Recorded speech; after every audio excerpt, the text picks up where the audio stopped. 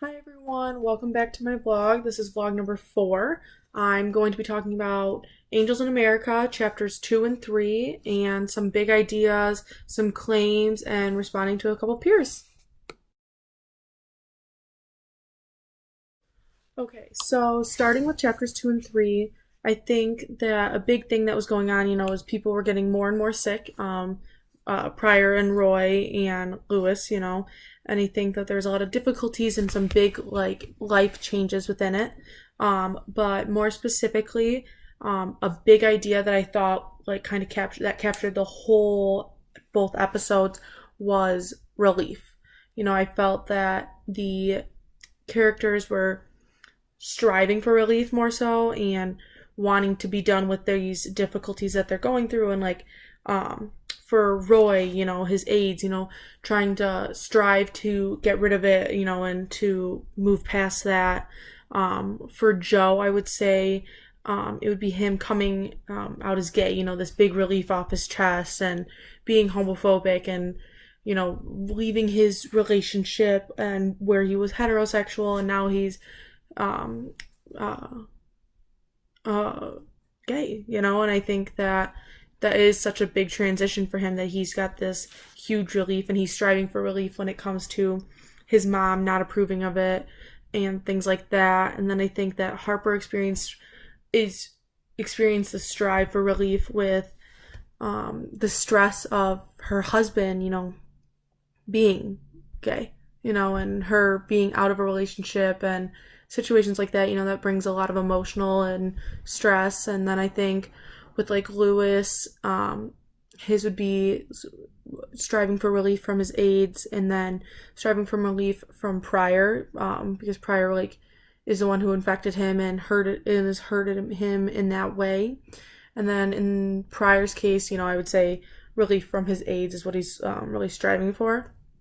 I think that a main claim that I really thought throughout the show and from actually talking with other students was that um, AIDS AIDS does not only hurt the one who is infected with it and suffering from it; it affects all of their loved ones around it. And I think that that is a thing that goes with any illness.